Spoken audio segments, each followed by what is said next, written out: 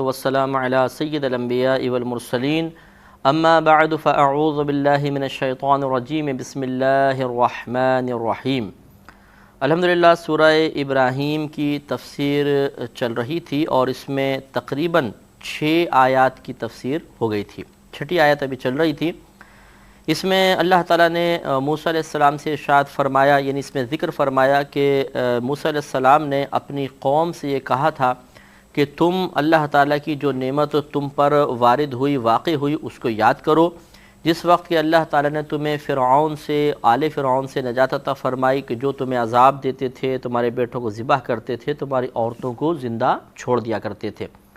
اس کی وجہ بھی ہم نے آپ کو بتائی تھی، اور پھر ساتھ میں پھر یہی ہم نے تذکرہ کیا تھا کہ ان باتوں پہ غور و تفکر کی ضرورت ہے کہ جس چیز کو قرآن بیان کرے اور جس کا ثبوت قرآن سے ہو جائے، یقیناً وہ چیز جائز ہوتی ہے۔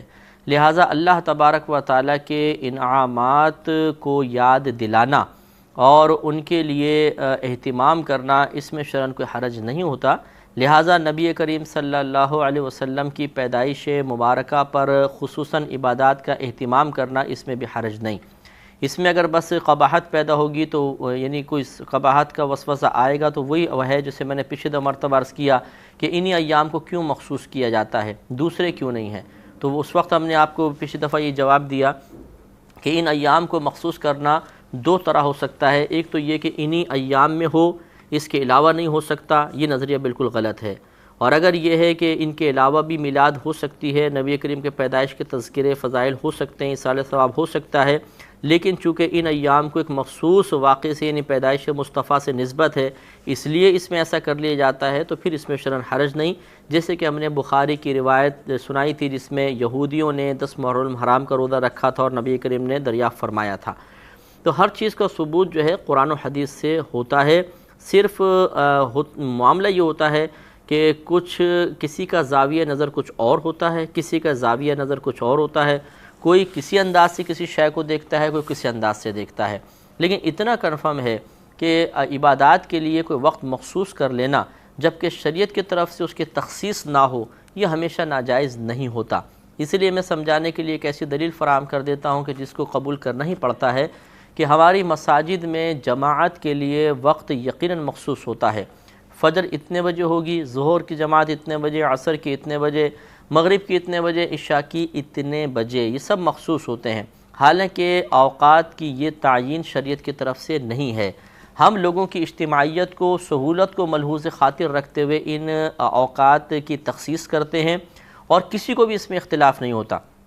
کوئی کھڑے ہو کر یہ نہیں کہتا کہ کیا بتائیے ظہر کی نماز جو آپ 1:30 بجے کر رہے ہیں، کیا یہ جماعت کا وقت شریعت نے مخصوص کیا ہے؟ آپ کہیں جی کیا تو نہیں ہے، تو بولے تو ناجائز ہے، پھر آپ کیوں مخصوص کر رہے ہیں؟ اور اس میں اتنی سختی ہوتی ہے کہ 5 منٹ بھی اوپر نیچے ہو جائیں تو امام صاحب پہ برس پڑتے ہیں کہ بھئی آپ دیر سے کیوں آئے اور کیوں ایسا ہوا۔ تو اس کا مطلب یہ ہوا کہ اس کی تخصیص ہماری اپنی ہے اور اس میں اتنی شدت ہے کہ اس کے علاوہ ہٹتے بھی نہیں ہیں، بالکل اسی ایکورٹ ٹائم کے اوپر جماعت کھڑی ہوتی ہے، تو یہ جائز کیسے ہو گیا؟ اسی طریقے سے جہاں پر یہ مطلب حدیث کی بڑی کتاب، سب سے عظیم کتاب بخاری شریف پڑھائی جاتی ہے، جب ختم بخاری ہوتا ہے تو وہاں ایک مخصوص تاریخ میں جلسے کا انعقاد ہوتا ہے جس کو جلسہ دستار فضیلت کہتے ہیں، اور اس میں مطلب فارغ ہونے والے طلباء جو ہوتے ہیں، جو عالم بن چکے ہوتے ہیں، ان کو باقاعدہ امامہ پہنایا جاتا ہے جس کو دستار بندی کا نام دیتے ہیں۔ اس بات کی علامت ہوتی ہے کہ یہ عالم ہو چکے ہیں اور اب یہ فارغ ہو کر قوم کی خدمت کریں گے۔ تو ان جلسوں کے ایام بھی مخصوص ہوتے ہیں خاص ایک تاریخ کے اندر، جو اکثر مطلب 21 رجب اور کبھی 27 رجب بعض جگہ ہوتی ہے، اس میں مخصوص کر کے ہی کیے جاتے ہیں۔ تو اب یہ تخصیص چونکہ شریعت کی طرف سے تو نہیں ہے تو کیا قابل گرفت ہوگی؟ نہیں۔ اگر کوئی اس کو لازم و ضروری سمجھے گا کہ یہ فرض ہے، واجب ہے کہ 21 تاریخ کو ہی ہونا چاہیے، تو غلط ہوگا، ورنہ جائز ہے۔ اسی طریقے سے آپ دیکھ لیں کہ بہت سارے معاملات میں تخصیص یا وقت کو مخصوص کر لینا شریعت کی جانب سے متعین نہیں ہوتا، ہم اپنی سہولت کے اعتبار سے کر لیتے ہیں اور اس کو کوئی منع بھی نہیں کرتا۔ اسی طرح یہ معاملہ ہے، تو اس میں وہ شدت کی ضرورت نہیں ہے جو ہونی چاہیے، لیکن بعض اوقات بہت زیادہ کر لی جاتی ہے، اس میں توجہ کرنی چاہیے۔ وَفِي ذَلِكُمْ بَلَاءٌ مِّن رَبِّكُمْ عَظِيمٌ، اور اس میں تمہارے رب کا، یعنی اس میں ایک بڑی آزمائش تھی تمہارے رب کی طرف سے۔ یہ پہلے بھی مقولہ گزر چکا ہے کہ بنی اسرائیل پر فرعون کا تسلط یہ اللہ کی طرف سے ایک بہت بڑی آزمائش تھی جس میں یہ لوگ پورے اترے۔ وَإِذْ تَأَذَّنَ رَبُّكُمْ لَإِن شَكَرْتُمْ لَأَزِيدَنَّكُمْ، اور یاد کرو جب تمہارے رب نے یہ خبر دے دی کہ اگر تم احسان مانو گے، شکر کرو گے، لَأَزِيدَنَّكُمْ، تو میں ضرور تمہیں مزید عطا فرماؤں گا، وَلَئِن كَفَرْتُمْ، اور اگر تم ناشکری میں مبتلا ہوگے، ان عذابی لشدید، تو بے شک میرا عذاب شدید ہے، بہت سخت ہے۔ تو معلوم یہ ہوا کہ شکر نعمت کو بڑھاتا ہے۔ شکر کا مطلب یہ ہوتا ہے کہ اللہ تعالیٰ کی نعمت کا اعتراف کرنا، اور اس اعتراف نعمت کے بعد اس نعمت کے حصول کے جو تقاضے ہیں ان کو پورا کرنا۔ نعمت کے حصول کا تقاضے یہ ہیں کہ جب ایک ذات ہم پر احسان کر رہی ہے، نعمت عطا فرما رہی ہے، اور پھر وہ اس نعمت عطا فرمانے کے بعد ہمیں کوئی حکم دے تو اس کی اطاعت بھی کرنی چاہیے۔ جیسے کہ مثال کے طور پہ کوئی ایک فیکٹری کا مالک ہے، وہ اپنے ایک امپلائی کو بہت کچھ سہولیات دیتا ہے، بہت ساری مطلب آسانیاں فراہم کرتا ہے، اس کے بعد جب اس کو کوئی کام کہتا ہے تو یقینی سی بات اسے کرنا بھی چاہیے۔ اگر وہ کام نہیں کرے گا تو اسے نوکری سے آؤٹ کر دیا جائے گا، اگر وہ اچھا کام کرے گا تو پھر مالک خوش ہو کے مزید اس کو بونس دے گا۔ یہی معاملہ بالکل ایسا ہے بلا تمثیل کہ اللہ تبارک و تعالیٰ اپنے بندوں کو انعامات سے نوازتا ہے، ان کو نعمت عطا فرماتا ہے، اور پھر ملاحظہ فرماتا ہے کہ یہ بندہ اس کا شکر کر رہا ہے کہ نہیں، اگر کرتا ہے تو مزید عطا فرماتا ہے۔ تو شکر کا طریقہ پھر یہ ہوتا ہے کہ سب سے پہلے تو نعمت کا اعتراف کیا جائے کہ اللہ نے مجھے نعمت عطا فرمائی، یہ اس کا کرم ہے، اس کے کرم کا نتیجہ ہے، اس کا فضل و کرم ہے، اور اس کے بعد اس کے تقاضوں پر عمل کرے۔ تقاضے کیا ہے کہ پھر اللہ کی اطاعت ہونی چاہیے، زبان سے شکر ادا کرے اللہ تیرا بڑا شکر ہے، اور پھر اپنے تمام اعضاء کو شکر میں مشغول کر دیں، یعنی انہیں مکمل طور پہ اللہ تعالیٰ کی نافرمانی سے بچائیں اور فرما برداری میں مشغول رکھیں۔ اور فرمایا وَلَئِن كَفَرْتُمْ إِنَّ عَذَابِ لَشَدِيدٌ، اور اگر تم نے ناشکری کی تو بے شک اللہ تعالیٰ کا عذاب شدید ہے۔ یہ ناشکری کی وہی صورت ہوگی، یعنی ایک تو ہے کہ زبان سے شکر نہ کرنا، یہ ایسا نہیں ہے کہ اس پہ عذاب مرتب ہو، بلکہ ناشکری وہی جو اللہ تعالیٰ کی نافرمانی کے ساتھ ہو، یعنی اعضاء کو اللہ تعالیٰ کی نافرمانی گناہوں میں استعمال کر لینا، یا جیسے عقائد کے اعتبار سے ناشکری یہ ہے کہ جب منعم حقیقی نے اتنی نعمت عطا فرمائی تو وہ جس ذات پر ایمان لانے کا حکم دے رہا ہے، جس کا کلمہ پڑھنے کا حکم دے رہا ہے، اس کا کلمہ پڑھا جائے، یعنی ہمارے نبی کریم صلی اللہ علیہ وسلم۔ اب اگر کوئی اس معاملے میں ناشکری کے اندر مبتلا ہوگا تو پھر یقیناً اللہ کا عذاب بہت ہی سخت ہے۔ وقال موسیٰ ان تکفروا انتم ومن فی الارض جمیعا فإن اللہ لغنی حمید، اور کہا موسیٰ علیہ السلام نے کہ اگر تم انکار کرو گے اور وہ لوگ بھی جو اس تمام زمین میں ہیں سب کے سب انکار کرو، فإن اللہ لغنی حمید، تو بے شک اللہ تبارک و تعالی بے نیاز ہے اور سب خوبیوں کا حامل ہے۔ گویا کہ اس میں سمجھایا کہ اگر تم انکار کرو گے، کوئی کفر اختیار کرو گے تو اس میں اللہ تعالیٰ کا کوئی نقصان نہیں، وہ تو بے نیاز ہے۔ یعنی اگر تم ایمان لا کے رکھو گے، اللہ کی فرما برداری کرو گے، ناشکری سے محفوظ رہو گے، تو اس میں بھی اللہ تعالیٰ پر کوئی احسان نہیں کر رہے ہو۔ اللہ تبارک و تعالیٰ بے نیاز ہے، اسے ان عبادات کی حاجت نہیں۔ اس کی تو ایسی ایسی مخلوقات ہیں جو ہم سے کہیں زیادہ عبادات کر رہی ہیں، جیسے فرشتے ہیں، نہ کھاتے ہیں، نہ پیتے ہیں، نہ تھکتے ہیں، عوارض بشریہ سے اللہ نے بالکل ان کو پاک و صاف رکھا ہے، نہ سوتے ہیں، نہ ان کو کوئی غفلت طاری ہوتی ہے، ہمہ وقت وہ اللہ کا ذکر کرتے رہتے ہیں۔ بعض فرشتے سجدے کی حالت میں، بعض رکوع کی حالت میں، بعض قیام کی حالت میں 24 آورز مکمل یہی عبادت کرتے رہتے ہیں۔ تو اللہ تعالیٰ کے پاس عبادت کرنے والوں کی کمی نہیں۔ اس کے علاوہ جتنے یہ جانور وغیرہ ہوتے ہیں، جاندار ہوتے ہیں، یہ اپنے اپنے طور پر جتنا جیسا اللہ نے الہام فرمایا اللہ تعالیٰ کی حمد و ثنا کرتے ہیں۔ تو کروڑوں اربوں خربوں اتنے جانور ہیں، اتنی مخلوق ہے کہ جس کا شمار ممکن ہی نہیں ہے، وہ سب اللہ تعالیٰ کی عبادت کر رہے ہیں، اللہ تعالیٰ کی حمد بیان کر رہے ہیں، اللہ کی پاکی بیان کر رہے ہیں۔ تو آپ خود سوچئے کہ پھر ہمارا ایمان لانا اور ہمارا ذکر کرنا، ہمارا عبادات کو اختیار کرنا، وہ کیا اللہ تعالیٰ کو نفع دے گا؟ تو یہ صرف ایک بعض اوقات انسان کی سوچ ہوتی ہے کہ شاید اس میں کوئی اللہ کا لالچ پوشیدہ ہے کہ اللہ تعالیٰ ہمیں عبادات کا حکم دے رہا ہے، یعنی یہ مسلمان کی سوچ تو الحمدللہ نہیں ہوتی ہے، لیکن بعض اوقات شیطان اس طرح کے وسوسہ بھی ڈال سکتا ہے۔ تو یہ اس خیال کا رد فرمایا موسیٰ علیہ السلام نے کہ اگر تم انکار کرو گے اور جو زمین میں سارے کے سارے انکار کر دیں تب بھی اللہ تعالیٰ کو کیا فرق پڑے گا؟ لہٰذا معلوم ہوا کہ اپنی اللہ تعالیٰ کی نعمتوں کو دیکھو، اس کا اعتراف کرو اور اس کے شکر گزاری کی طرف مائل ہو جاؤ۔ الم یأتکم نبأ الذین من قبلکم قوم نوح وعاد وثمود والذین من بعدہم لا یعلمہم الا اللہ۔ اب اللہ تعالیٰ نے خطاب فرمایا الم یأتکم، کیا تمہارے پاس نہ آئی نبأ الذین من قبلکم، ان لوگوں کی خبر جو تم سے پہلے تھے۔ اب یہ جمع کی ضمیر یأتیکم تو کفار سے خطاب ہے کہ کیا تمہارے پاس وہ خبریں نہیں آئیں جو اس سے پہلے قومیں گزری ہیں، قوم نوح و عاد و ثمود، نوح علیہ السلام، عاد اور ثمود کی قوم، یعنی قوم عاد اور قوم ثمود، ان کی خبریں نہیں آئیں۔ تو یہ اصل میں کفار میں یہ مشہور تھیں، ان کے اوپر عذابات جو نازل ہوئے، پھر سینہ بسینہ یہودیوں میں بہت ساری روایات جاری تھیں، پھر ان قوموں پر عذابات کے جو آثار تھے، کھنڈرات وغیرہ، وہ بھی قافلے گزرتے تھے تو دیکھا کرتے تھے۔ تو اللہ تعالیٰ نے وہ چیزیں یاد دلائی کہ کیا تمہیں ان کی خبر نہیں آئی، یعنی جب تم نے دیکھا کہ پچھلی قومیں بھی نافرمانی کی وجہ سے ہلاک و برباد ہوئیں، اللہ تبارک و تعالیٰ کی تعلیمات کے مقابلے میں علم بغاوت اٹھایا تو کہیں کے نہ رہے، تو تم بھی اس سے عبرت حاصل کرو۔ کتاب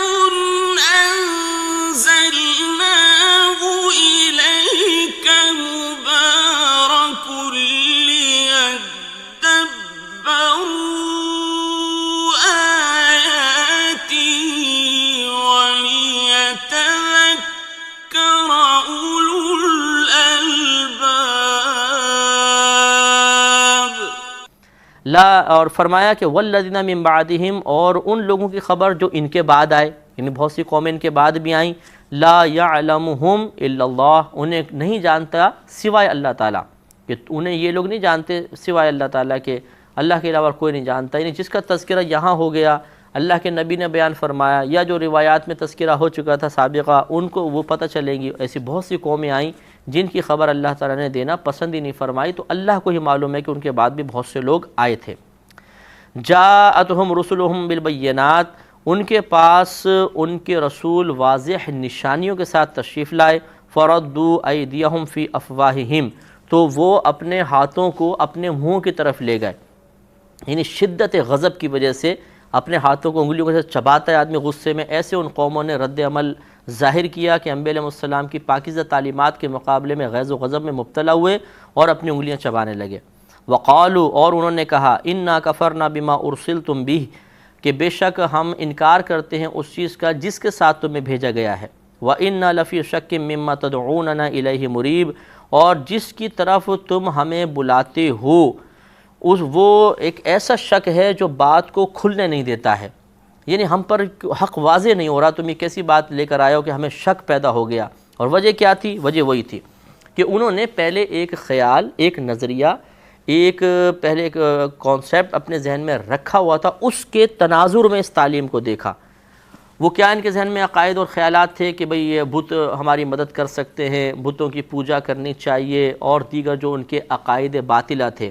تو یہ میں نے پہلے بھی آپ کو اشارہ کیا کہ جب آدمی اپنے ذہن میں پہلے سے کوئی تعلیم رکھ کر اور پھر غور و تفکر کرے گا تو لازم بات ہے کہ وہ تعلیمات ذہن کو محدود رکھیں گی، اور صحیح طریقے سے آدمی چیز سے مکمل طور پہ فیوز و برکات حاصل نہیں کر سکتا، درست فیصلہ اس کے بارے میں نہیں کر سکتا۔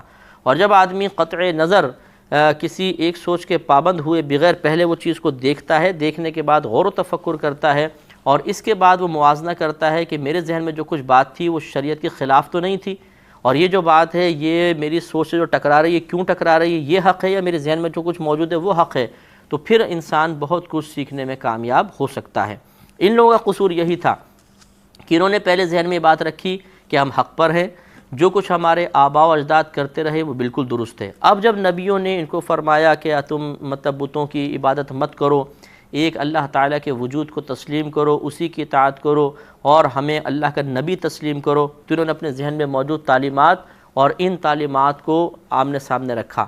تو وہ تعلیمات یعنی نبیوں کی تعلیمات، ان کی جو سینہ بسینہ تعلیمات چلتی چلی آ رہی تھی اس کے مخالف محسوس ہوئیں، تو انہوں نے یہ فیصلہ نہیں کیا کہ بات کون سی صحیح ہے، یہ فیصلہ کیا کہ ہماری بات کے چونکہ مخالفت کر رہے ہیں لہذا ضرور ہمیں اس کو رد کرنا ہوگا، اور یہی سب سے بڑے نقصان کا سبب ہوتا ہے، لہذا یہ برباد ہوئے۔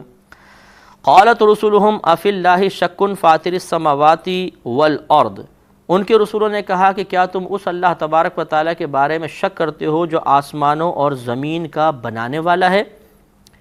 تو یہ بڑی پیاری بات ہے کہ اس میں شک کرتے ہو جو آسمان و زمین کا بنانے والا ہے. یعنی کیا وہ کفار اس بات کا اعتراف مانتے تھے کہ اللہ تعالیٰ آسمان و زمین کو بنانے والا ہے، کہ وہ اس بات کو سن کے کہتے ہیں کہ ہاں واقعی پھر تو ہم مان لیتے ہیں؟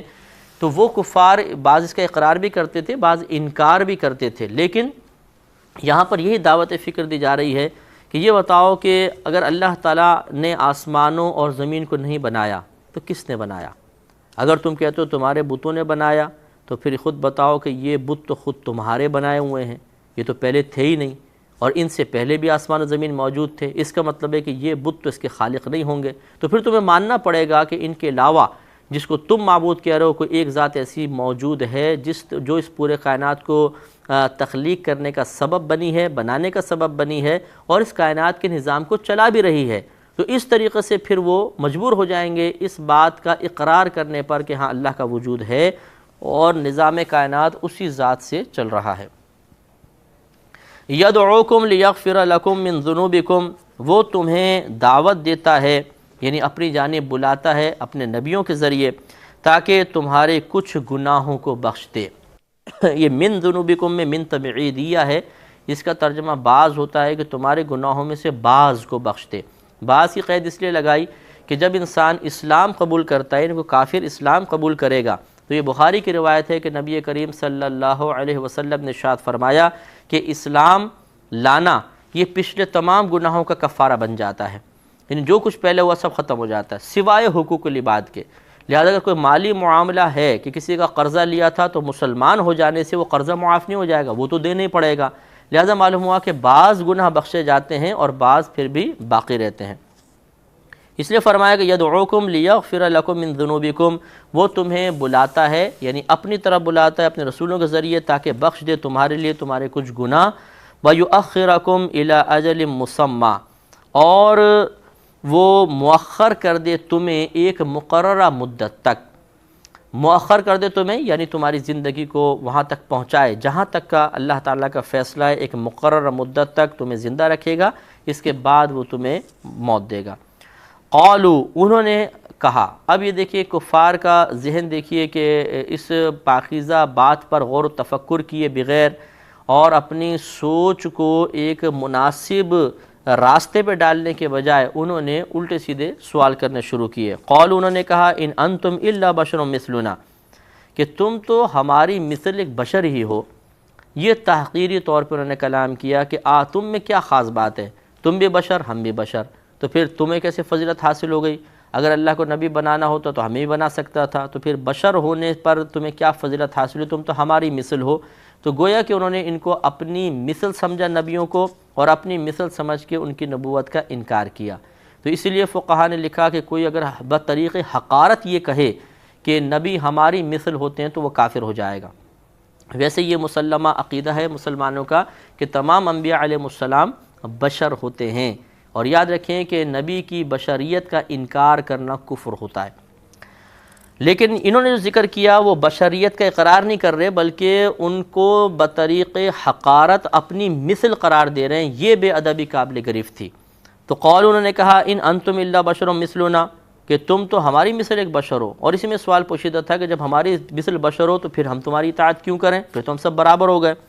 تريدون ان تصدونا عما كان يعبد آباؤنا، انہوں نے کہا کہ تم ارادہ کرتے ہو کہ تم ہمیں ان چیزوں سے روک دو یا ان بتوں سے روک دو کہ جس کی ہماری آباء و اجداد عبادت کرتے تھے، جس کے ہمارے آباء و اجداد عبادت کیا کرتے تھے، تم ان بتوں سے ہمیں روکنا چاہتے ہو. فأتونا بسلطان مبین، تو تم ہمارے پاس کوئی واضح نشانی لے کر آؤ، روشن سند لے کر آؤ. تو یہ بھی ان کا ایک احمقانہ مطالبہ تھا کہ معجزہ دیکھنے کے باوجود پھر کوئی روشن سند طلب کرنا. قالت لهم رسلهم، تو کہا ان کے لیے ان کے رسولوں نے، ان نحن الا بشر مثلکم، کہ بے شک ہم تمہاری مثل ہی بشر ہیں.